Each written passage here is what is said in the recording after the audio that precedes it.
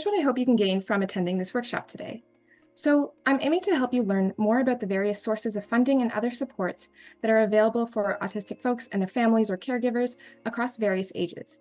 We also want you to come away with a better understanding of the application process and next steps for these programs. And having learned this, we hope you feel more empowered to seek out support and exercise your or your family members' right to inclusion and participation in society. So here's an outline of what we'll be discussing today.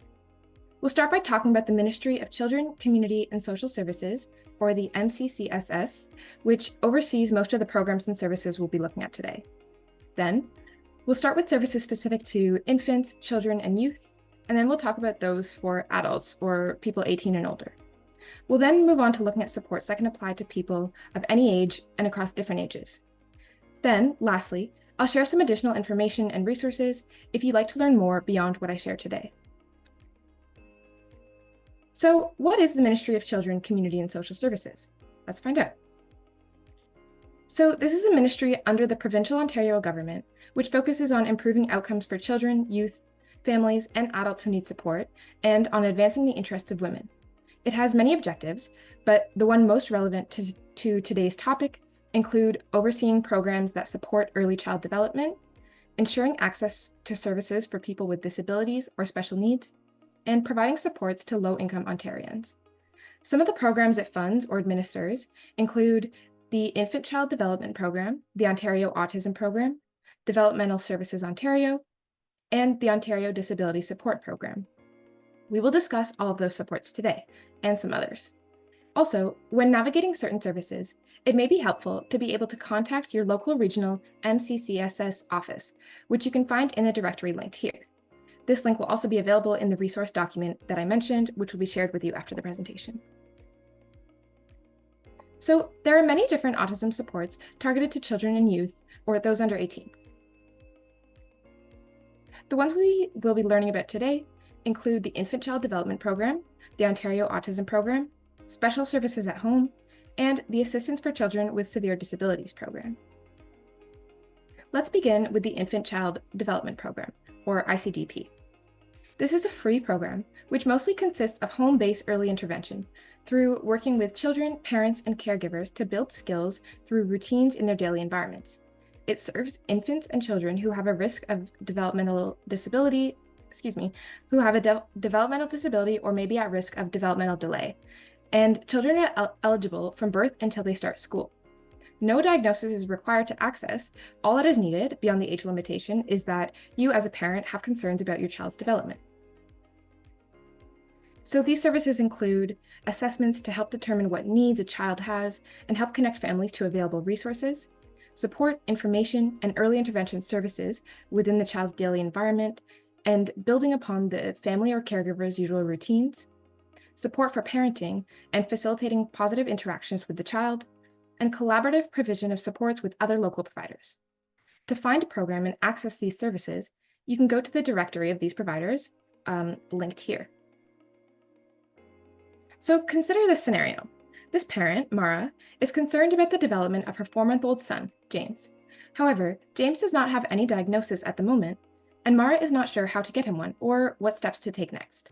So, based on the eligibility criteria for the Infant Child Development Program, what do you think?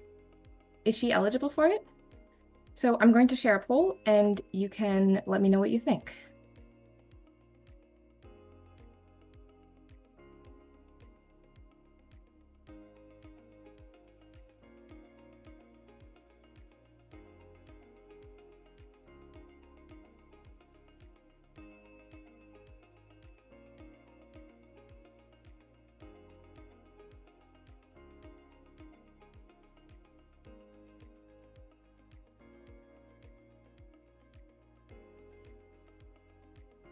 Give it a few more seconds.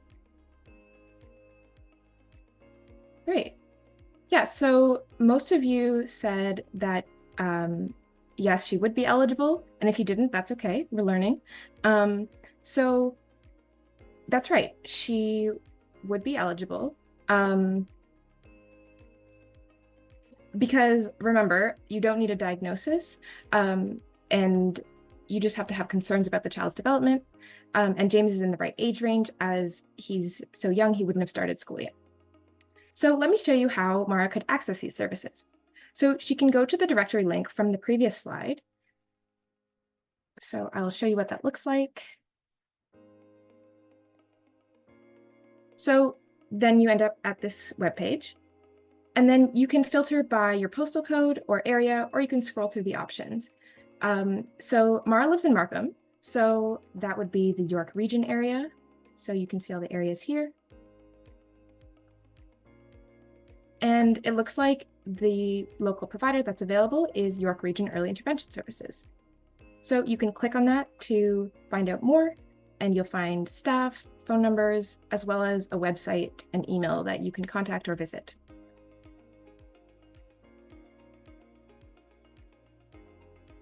So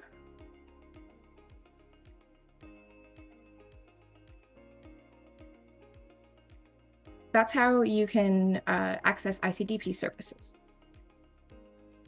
So she goes to the directory and finds the closest one. And then once she connects with the service, they can get her connected to assessment services for James and even provide coaching on how best to support James and meet his needs. So that's it for that program. Next, we will spend some time discussing the Ontario Autism Program. So this provides 5 different types of support for children and youth with autism and their families or caregivers. These 5 streams are core clinical services, foundational family services, urgent response services, the caregiver-mediated early years program, and the entry to school program.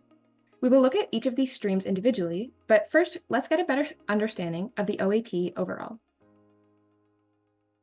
To be eligible for the OAP, your child must be under age 18, currently reside in Ontario, and have a written diagnosis of autism from a qualified professional.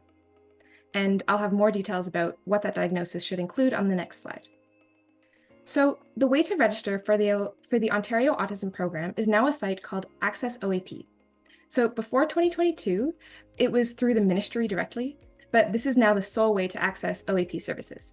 You can apply through the site here, accessoap.ca, and when you open the site, you will be prompted to create an account and register your child for the program.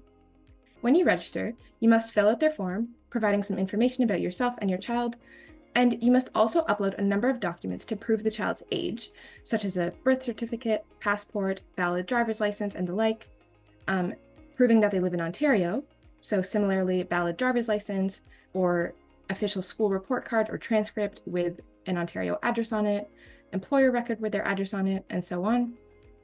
And you also need to upload a copy of the child's written diagnosis of autism spectrum disorder, or ASD. And this must include the child's name and date of birth, the date of the assessment, a statement indicating that the child meets the diagnostic criteria for autism, and the name and credentials of the qualified professional who did the assessment. A qualified professional can include, but isn't limited to, a physician, a psychologist, a nurse practitioner, or a ministry-funded diagnostic hub.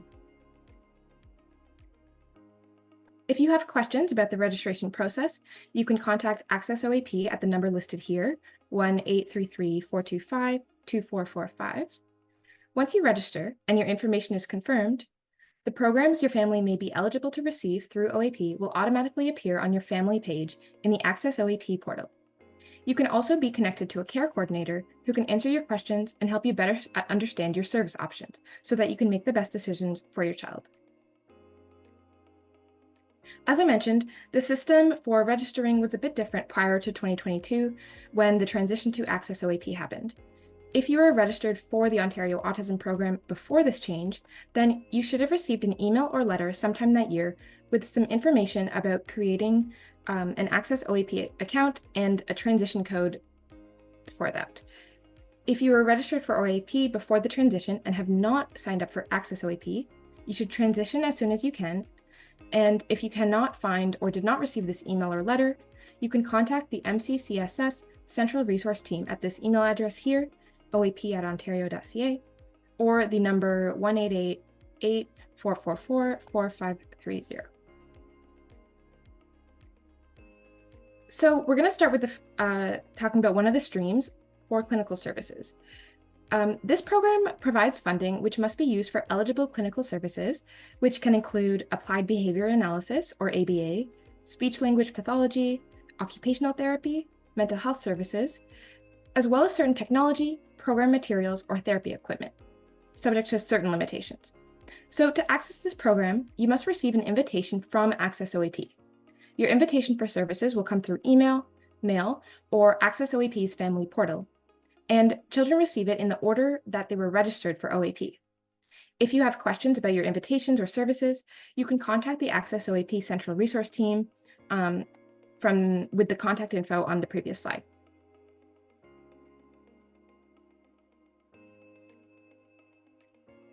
So once you receive the invitation and register with Core Clinical Services, you will then undergo a clinical assessment and work with a care coordinator to proceed with determining your needs and receiving funding and services. Access OAP care coordinators work with families to understand each youth's strengths, support needs, and priority goals. They are responsible for guiding families through the process to determine needs and associated funding for core clinical services and supports. After the initial assessment, care coordinators will complete the determination of needs process with a family at least once annually to reflect a child's changing support needs. So, what expenses are actually covered by core clinical services funding? This program covers hours spent with a child, family member, and relevant professionals. So this would include time spent assessing the strengths and needs of the child and delivering treatment where the child or their family is present. So therapies like SLP, ABA, and others mentioned in the previous slide would be covered. It also covers supports related to service delivery, such as documentation and report writing, treatment session preparation, interpretation and translation services, and staff orientation and training to support service delivery.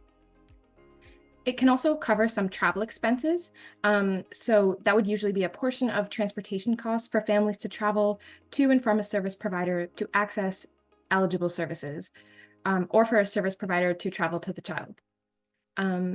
Families may use their OAP funding allocation to purchase technology as well within the following limits. It must be required based on the child's assessed needs and part of their treatment plan, and it must be recommended by an OAP core service provider. And similar limitations go for program materials or therapy equipment. So it must be required based on the child's needs and fit with their treatment plan, and it must be recommended by a professional. And also the most economical option must be considered when purchasing these supports. Some ineligible expenses, so ones that would not be covered by this funding, include fees for other therapies or services not identified as eligible. So that might be physiotherapy, psychiatry, or others, respite services and supports, clothing and personal goods and services, any core clinical service that is delivered by a primary caregiver, or cancellation fees, diagnostic assessments, or psychoeducational assessments. If families are not sure if a service or support is eligible for purchase using this funding, or they have questions, they can discuss it with their care coordinator. So this is what funding you would possibly receive. So funding allocation is based on the child's needs assessment and the age. So a child or youth's age range is determined by their age on January 1st of the calendar year that the determination of needs interview appointment with the care coordinator takes place. So for children under 9, they can receive up to $65,000 per year, depending on the intensity of their support needs. For ages 10 to 14, it can be up to $41,400. And for age 15 to 17, it can be up to $31,900. These are the most recent amounts, but they may fluctuate from year to year. Then after turning 18, your child will no longer be eligible for OAP and will not receive any more funding from core clinical services. So let's go back to our scenario. It's been a few years now, and Mara's son James is 3 years old. They already got him an assessment and diagnosis for autism spectrum disorder and have registered for OAP. Mara wants to receive core clinical services for James, but she has not yet received an invitation for him to enter that program. So what we want to know is what other services under the Ontario Autism Program could their family access in the meantime? One option is, and the second stream I will discuss, is Foundational Family Services. This is a free program which is available upon registration with OAP, There's no invitation needed, no limit on how many times you can access it or for how long, and it applies to all ages as long as you've registered with the OAP overall, so your child would be under 18. Possible services include family and peer mentoring, where you can share experiences in a supportive, informative, and social atmosphere, caregiver workshops and coaching sessions, through which you can get information, education, and resources, brief targeted consultations, where you can get direct support to help address a specific need and support your child's skill development, and transition supports to help prepare for your child's transitions to school or to adulthood, as well as family resource and clinic days. So in our example, Mara looks up providers in her area and finds a nearby organization called Your Support Services Network, which provides foundational family services through OAP. She decides to reach out to them, and they connect her with a peer support worker who also has a child with autism, and because of their similar experiences, can provide Mara and James with emotional support as well as resources. Another OAP stream that is free to access and does not require an invitation is urgent response services. This is available for up to 12 weeks for children or youth who are experiencing a specific urgent need. They must be experiencing one or more key high-risk factors that have started or worsened in the last 14 days. These risk factors include aggression, property destruction, violent thinking, fire setting, harm to animals, risk of exploitation, self-injurious thoughts or behavior, inappropriate behavior, or being a flight risk. Through this program, your family can access supports to stabilize the situation, prevent crisis, and reduce the risk of your child harming themselves, others, or property. So to access this, you can reach out to your area's lead urgent response services organization. A directory of these will be available in the list of resources that I mentioned. Then you will enter the intake process and begin to develop an urgent response plan. Your plan could include a variety of services and supports: short-term consultation with an interdisciplinary team, respite support, service navigation to existing services within and outside of the OAP, and direct support to the family or relevant professionals to implement behavior, intervention, and therapy techniques. The next stream of the OAP that I'll discuss is the Caregiver-Mediated Early Years Program. It is free and available for up to 6 months per child for children ages 12 to 48 months, or 1 to 4 years old. This program provides parents and caregivers with specific strategies to support their child's development while working towards meeting developmental milestones, and strives to help parents or caregivers feel engaged and better supported in interacting with their child. It also aims to help young children develop and acquire core foundational skills in the areas of communication, socialization, and play. You do need an invitation to register, but the Access OAP will send invitations to all eligible families once they register for the OAP. Once you receive an invitation, you can contact service providers to ask questions about the programs they offer and decide which one is best for your child. When you choose the program that's right, you can register directly with the service provider. Most programs are typically offered in 6-week, 12-week, or 24-week sessions. They include evidence-based programs such as social ABCs, play project, pivotal response treatment, and more. Lastly, there is the Entry to School program. This free program is directed towards children starting school for the first time and consists of 2 6-month sessions. The first one takes place prior to starting school and helps children develop school readiness skills in a group setting. To prepare them for school, the program helps the child develop their skills in communication, play, social interaction, functional routines, self-management, learning, and attention. Then, the second half of the program provides transition supports, for example, individualized consultation, for the first 6 months of your child entering kindergarten or grade 1. To be eligible, the child must be between 3 to 6 years old as of December 31st, the year they're starting school, and they must not have already entered school.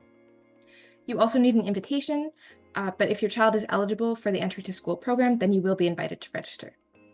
Your invitation will list a specific service provider, and unlike other programs where you might have more flexibility, for this one you must register with the service provider listed on your invitation.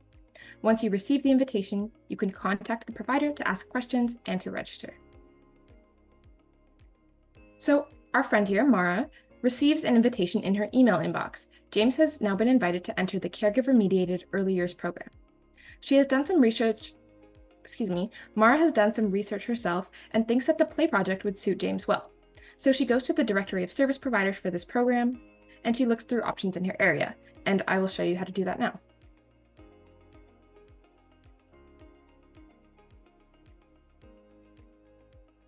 So once you click the link for the service providers, you can scroll through various options. So Mara is in the central region, so she's going to look there. So you can see there's a lot of options here, even ones with services available in various languages. So Mara decides that the York Simcoe Autism Network's play project would be great for James, so she can contact them at their number here or go to their website to find out more information.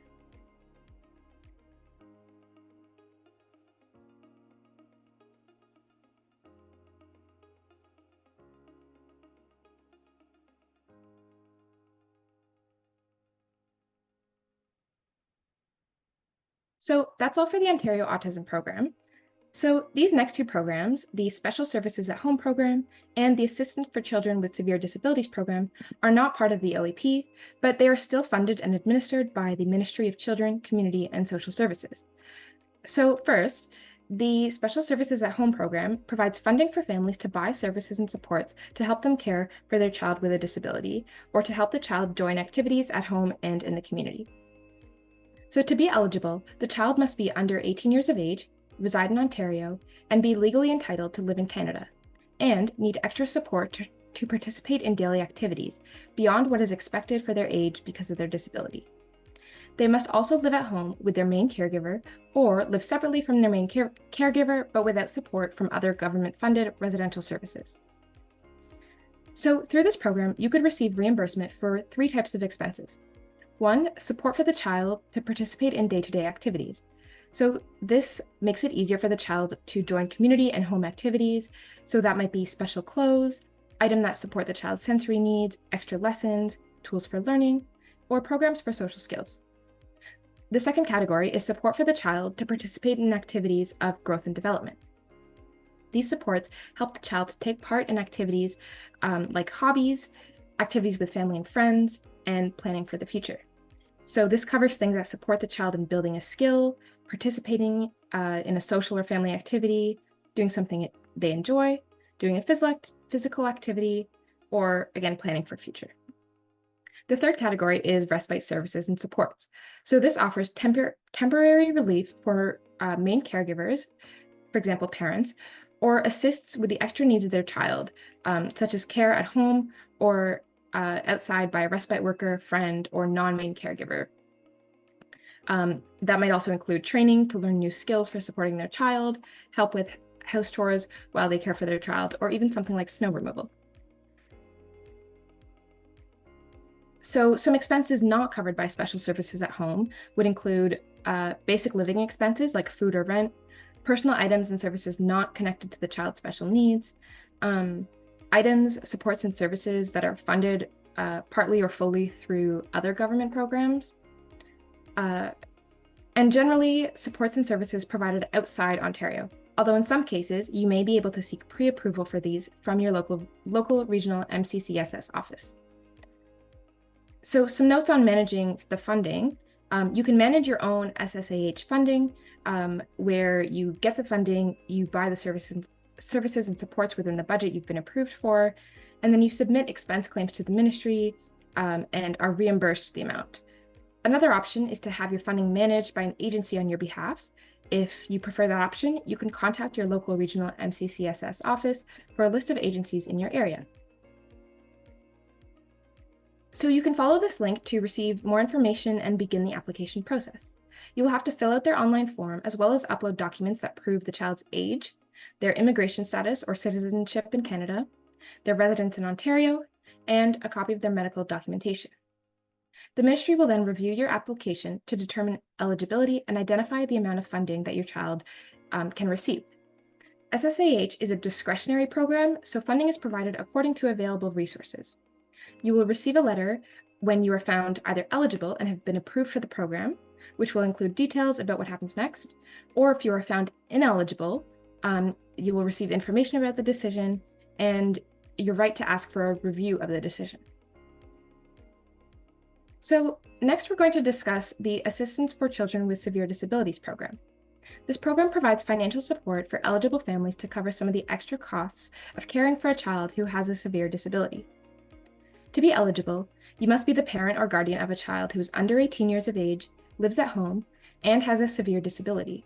This program defines a severe disability as a mental, developmental, or physical condition that severely limits the child's development and/or functional capacity to perform tasks and activities necessary in their daily life. To be eligible, you must also have a total household income of $76,200 per year or less. Once you are determined eligible, your income will then affect how much you receive from the program. Your eligibility and funding amount will also depend on factors such as the size of your family, the severity of your child's disability, and the extraordinary costs related to the disability. If you are found eligible, then depending on these factors, you may receive between $25 to $646 per month. These funds can be used for travel to appointments related to the disability, special shoes and clothes, or parental relief such as respite. You may also use it for an assessment for an assistive device, batteries and repairs for assistive or mobility devices, prescription drugs, dental care, hearing aids, and vision care. You can apply and find more information by following this link here. You will have to fill out the online form and provide documents proving your immigration status or citizenship, as well as your child, proof that you live in Ontario, a copy of the child's Ontario health card, medical and supporting documentation, your notice of assessment from the Canada Revenue Agency, as well as the one for your spouse, if applicable, and a copy of all pages of your most recent Canada Child Benefit Notice. If you have any questions or need assistance, you can contact your local ministry regional office. You should also notify them of any changes to your information to keep your file updated. Once you receive your application, something called a Special Agreements Officer will review your application and may contact you if they need more information. You will then receive a letter stating the decision on whether you qualify. If you do disagree with the decision, then you have the right to ask for an internal review within 30 days of receiving the decision. So those are all the programs specific to youth and children. We will now look at autism support services targeting adults, or those 18 and older. These services include those under Developmental Services Ontario, as well as ODSP, or Ontario Disability Support Program, and various employment assistance programs.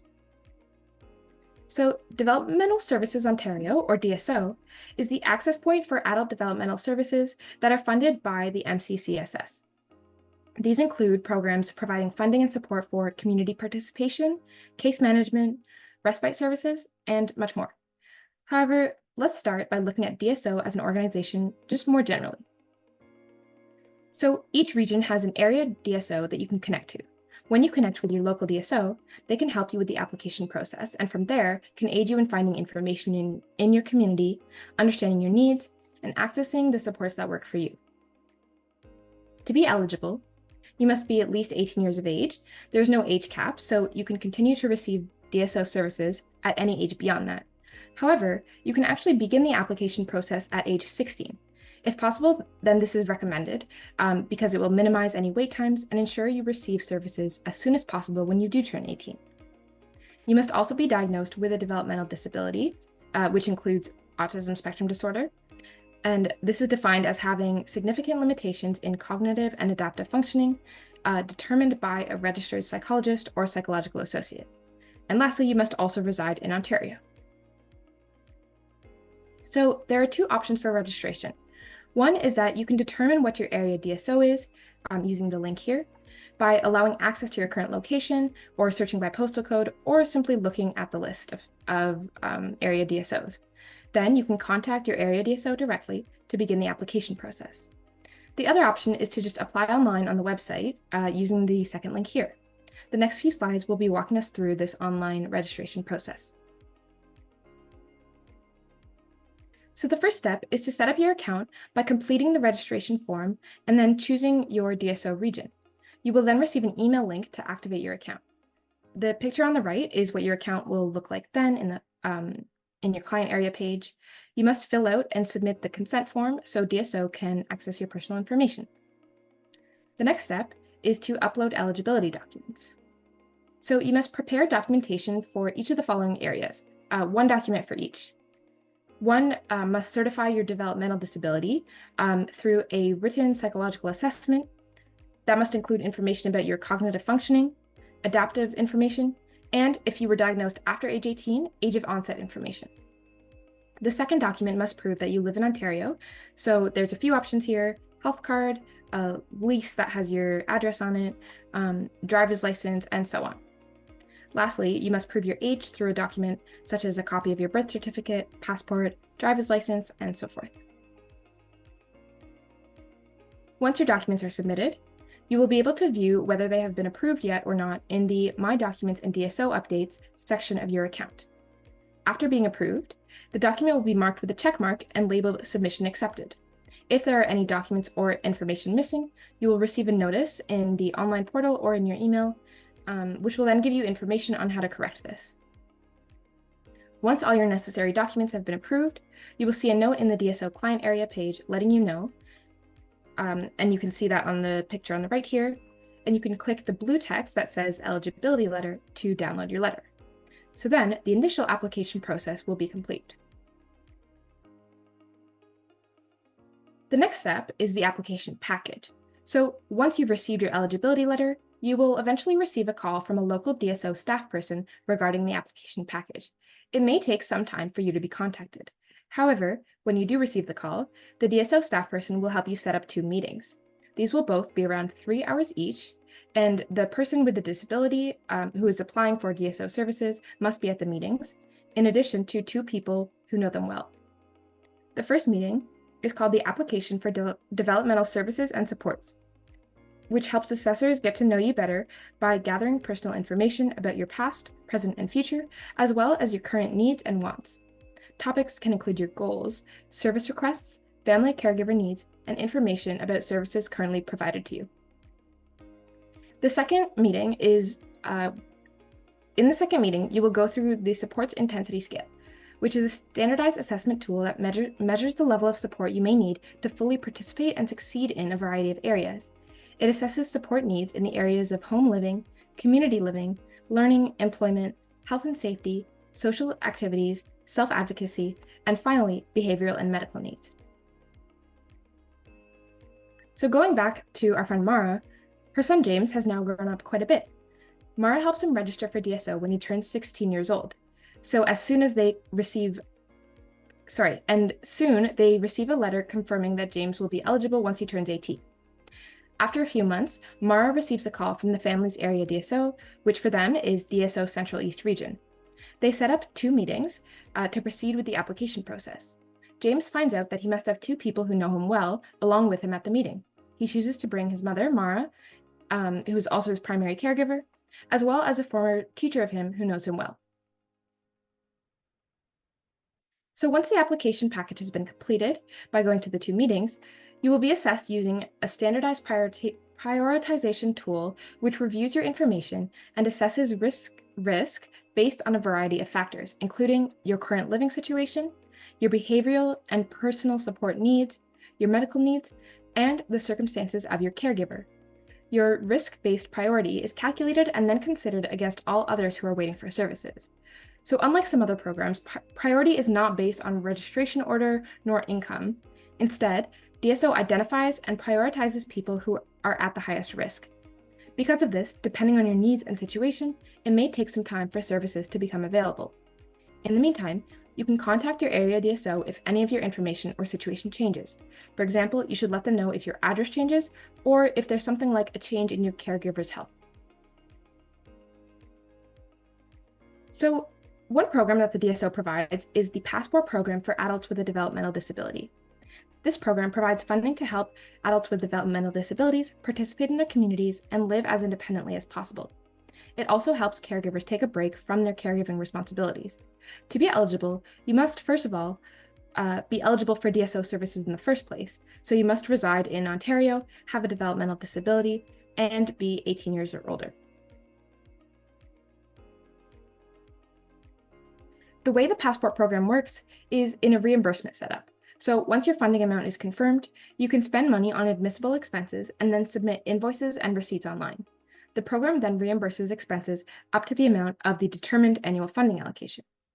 You can use passport funding to take part in community classes, recreational programs, to develop work, volunteer, and daily life skills, for person-directed planning, to hire a support worker, and to get temporary respite for caregivers. I will discuss admissible expenses in more detail in a few minutes. If you are confirmed eligible for DSO services, then you are automatically eligible for the minimum amount of passport funding, which is currently $5,500 per year. The information in your application package is used to determine additional funding through an automated process called the mapping tool. This will be affected by assessed need, priority level, and available resources. The maximum allowable amount someone could receive is $44,275 per year at the moment. Once you have consented to a referral, your area DSO will refer you to your local passport agency. So you will need to choose a person managing funds. This cannot be a paid support worker, but it can be yourself or a friend or family member. Here are the categories for which passport funding can be used. So there's community participation supports, which can include things like social, cultural, leisure, athletic, and recreational activities, as well as live event tickets for you and a support person. It also covers supplies and equipment for those activities, such as fitness, sport, or safety equipment, arts and craft supplies, or personal protective equipment, for example. However, note that this does exclude items like everyday clothing or more general athletic wear. Next, activities of daily living includes programs and classes that help you learn life skills, such as cooking, budgeting, hygiene skills, and more, social and communication skills, computer skills, and personal skills, such as decision-making, self-care, and self-advocacy. Employment supports are also admissible, including things like pre-employment skills development or job coaching. Passport funding also covers paying a support worker, as well as various caregiver respite programs. Next, a person-directed plan builds on your strengths and interests and identifies the supports that you need to achieve your goals.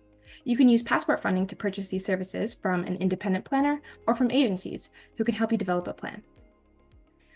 Transportation to and from admissible activities can also be covered by this funding. And administrative supports can include, for instance, the cost of scheduling support workers, or perhaps bank fees for accounts dedicated to the passport program, and more. Finally, technology includes devices, so laptops, tablets, phones, or accessories, as well as fees for phone or internet services. It can also include personal and household electronic items, for example, a printer, as well as maintenance and repair fees for all of those items. However, what it excludes is gaming-related costs, or things like cable or streaming subscription fees. If you're unsure whether something will be an admissible expense, you can talk to your passport agency to confirm. Also, there is a pre-approval process in place where you can apply for coverage of some expenses which would otherwise be ineligible. You can look at the passport guidelines for more details, which will be shared in the resource document that I've been mentioning. So let's return to our scenario. James and Mara went through the DSO application process, as we saw earlier, and got connected with the DSO Central East region. They are then referred to their local passport agency, which is called Your Support Services Network, and James enters the passport program. He decides he wants to participate in his community by joining a local soccer team for adults. My question to you is, would he be able to use his passport funding for this activity? So I'm going to launch a poll for that. There you go. What do you think?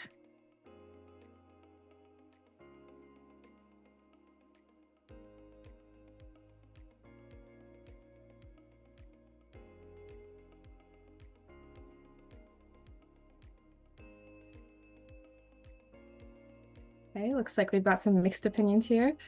I'll give it a little more time.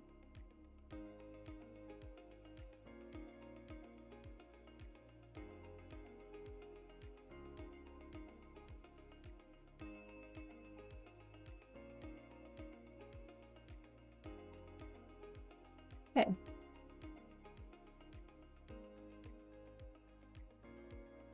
So, yeah, so the answer is that yes, he could use his passport funding for this activity. So, the reason for that is that a sports team would definitely count as a recreational activity that falls under community participation. So he could use his passport funding to pay the team's joining fee, as well as to buy specialized equipment like a uniform or shin guards. He also could use some of his fund to pay for the bus fare to get to his games and practices, and to hire a support worker to accompany him to practices while his mother, Mara, is working. So those are just some examples of what passport funding could be used for. These are some of the other services offered by DSO. You can gain access to an adult protective service worker who will meet regularly with you to help you learn about various supports, identify your strengths and needs, and develop problem-solving and life skills. DSO can also connect you to behavioral services, which will assess your ability to be independent, recommend skills for your daily life that you should develop, assist you with developing a behavior support plan, and provide behavioral strategies and training, and so on. You can also be connected to a case manager who will work with you to coordinate short-term services and supports to meet your goals. We covered person-directed planning and community participation when we were talking about the passport program. So you can use passport funds for these services if you so choose, but you may also be able to access them outside of the passport program, but still through DSO. You can also access residential supports through DSO in the form of supports for group living, independent living, or living with a host family. So that's it for discussing DSO. Now we're going to discuss ODSP, or the Ontario Disability Support Program. So that's an Ontario government program offering money to help you and your eligible family members with living expenses like food and rent, offering health benefits such as prescription drugs and vision care, as well as employment support to help you find and keep a job or advance your career. Employment support and income support have slightly different eligibility criteria. For employment support, you must be at least 16 years old, reside in Ontario, and be legally allowed to work in Canada. You must also have a substantial physical or mental disability that is expected to last for a year or longer and makes it hard for you to find or keep a job. And note that you do not have to be receiving income support to be eligible for ODSP employment support. So then, for income supports, you must be 18 years old or older, reside in Ontario, and meet the program's definition of a person with a disability, which is as follows. You have a substantial mental or physical impairment that is continuous or recurrent and is expected to last 1 year or more, and the direct and cumulative effect of your impairment results in a substantial restriction in your ability to work, care for yourself, or take part in community life.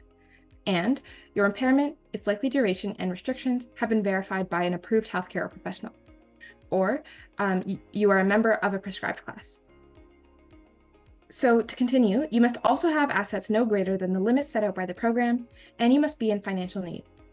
Under ODSP, financial need is determined by considering income, assets, living expenses, family size and makeup, and shelter costs. If you are eligible for ODSP, the amount of money you will get will depend on your specific situation. You could receive up to $1,368 a month for basic needs and shelter if you are single. Depending on your situation, you may receive more than this for benefits. For example, you might get additional money for transportation to medical appointments, or if you have other immediate family members, then you might receive a larger amount as well. You can apply for ODSP at the link here, which will also indicate what documents and information you need to provide in more detail. Be prepared to provide yours and your family's social insurance numbers, copies of your health cards, immigration papers if applicable, and banking information, among others. For more information and an in-depth guide on ODSP, you can view our workshop from the previous year, which discusses ODSP and Ontario Works in depth. You can access it on our website or our YouTube channel, and the video is linked on this slide. So many non-governmental organizations provide employment services for autistic teens and adults in both individual and group settings. March of Dimes, for instance, has a free employment services program with several aspects to it. It includes job exploration help, help with the job search process, resume and interview tips, skill development, and on-the-job coaching and support. Carrie's Place has programs combining skills training, individual support, and even in-person job sampling to help autistic teens and adults find and keep a job that you enjoy. Similarly, Geneva Center's Autism Workforce Development Hub provides a range of trainings, workshops, consultations, and more to support your employment goals. So next, we're going to look at some supports that can apply to a variety of ages, or even across the lifespan. First, we'll look at some resources for transitioning into adulthood. Then we'll spend some time talking about the disability tax credit. So Autism Ontario's Transition Resources page, linked here, provides some important supports for transitioning to adulthood. On this page, you can sign up for their Journey to Adulthood workshops. Topics may include funding, consent capacity and legal issues, post-secondary options, community connections, employment, and advocacy. Among other learning materials, you can also view their key activities checklist, pictured here, which can help you keep track of the different programs and tasks that you should be aware of as you or your child becomes an adult. In that vein, I also wanted to note that there are some steps that you can take to get ready for adulthood before you actually turn 18. As mentioned, you can start the DSO application process at age 16, ensuring that you receive services as soon as possible once you turn 18. You can also receive employment supports from ODSP at age 16, and for income support, you can actually start the application process 6 months before your 18th birthday. So next, I will be explaining the disability tax credit. This is a non-refundable tax credit, which can reduce the amount of income tax that you have to pay if you are someone with physical or mental impairments, or a supporting family member. This credit aims to offset some of the costs related to the impairment. In order to be considered eligible, you must complete the tax form T2201 with a medical practitioner and then have it be approved by the CRA. I will outline this process in more detail as we go on. So the first step is to complete the application form by filling out form T2201, the Disability Tax Credit Certificate. You will have to provide some information, and parts of the form must be filled out by a medical practitioner who can certify the effects of your or your dependent's impairment. You can submit this form at any time of year by uploading it to your CRA account, or if you're doing it on a paper form, you can send it to your tax center by mail. Note that the form has a box, which you can see on the bottom right here, asking if you would like to adjust your previous tax returns.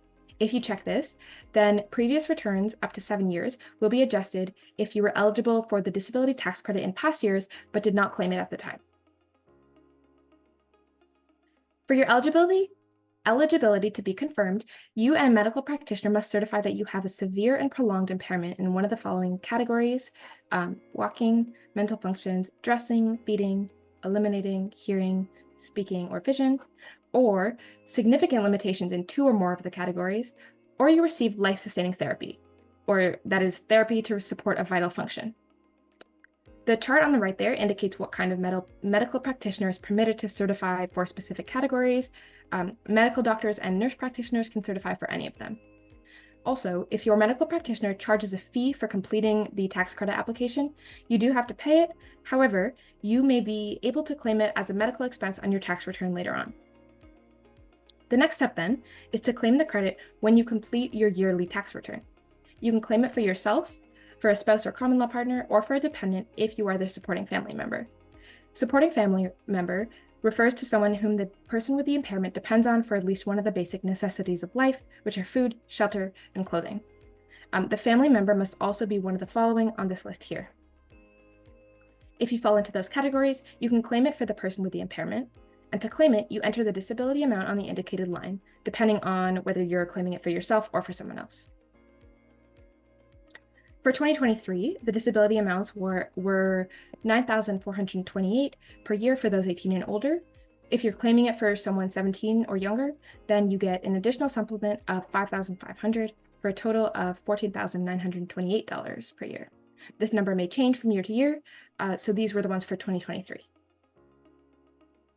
In addition to the tax credit, you may also receive a tax-free monthly payment called the Child Disability Benefit if you care for a child under 18 with a severe and prolonged impairment in physical or mental functions. To be eligible, you must receive the Canada Child Benefit for a child who is also eligible for the Disability Tax Credit Certificate. So if you have applied for the DTC for your child and been confirmed eligible by the CRA, and you are already receiving the Canada Child Benefit for that child, then you will receive this benefit automatically. So the payments you receive are calculated based on 2 factors: the number of eligible children you have, and your adjusted family net income for the previous year. So for this year, you could get a maximum of $3,322 per year for each child who is eligible. The benefit starts being reduced if your adjusted family net income is greater than $79,087 in the previous year. If you have one eligible child, your benefit is reduced by 3.2% of the amount that your income is greater than the $79,000 amount. If you have 2 or more eligible children, then it is 5.7%. You can use the link here, also will be in the resource document, to access a benefits calculator that will estimate the amount you can receive from this program. So for the last part of this workshop, I want to share a few resources with you just to learn briefly about topics we haven't been able to cover in as much depth today, particularly diagnosis. So diagnostic hubs provide timely assessments for children and youth, that is age 17 and younger, so they can start getting services as quickly as possible. So these hubs help to provide diagnostic assessments and can connect you with the appropriate services in your community after an assessment. There are 5 diagnostic hubs across Ontario where you can get an autism assessment for your child or youth. You can connect to your local hub to find out how to apply. The ones pictured here are for Toronto and Central Ontario, respectively. And for adults, there are a variety of places to get a diagnosis. One such organization is Surrey Place. So they have a psychological assessment and diagnostic program, which is targeted to adults age 18 and older who have or suspect they have a disability, including autism. Another resource for diagnosis, as well as other services, is Smart Start hubs. So these are an entry point to children's special needs services that support the early identification of children and families' strengths, goals, and needs, and help them get the support they need sooner. All Smart Start hub services are free, and they serve children and youth from birth up until their 19th birthday, or until age 21 if they're still completing high school. They're not the only way to access children's services, nor do families have to go through the hub to access them, but it may be a useful entry point for services if you wish to use it. For instance, at the beginning of this workshop, we discussed the Infant Child Development Program, and I showed you how to access it through an online directory of ICDP providers. However, another option is to access it through the Smart Start hubs. So you can find your local Smart Start hub through the directory linked here. So that's all the content I have to share with you today. I hope you've gained a better understanding of the different autism support options available to you and feel a little more confident in navigating them. If anyone has any questions, please feel free to send them in the chat. I will keep going. So here is my reference list for this presentation. And yeah, thank you everyone so much for joining me today for this workshop. You can find OneHub Growth Organization at 205 Torbay Road. Reach us by email at info@onehubgrowth.com or phone listed here, or you can view our website, onehubgrowth.com or .org. And a reminder as well that the recording of this workshop will be available to view soon.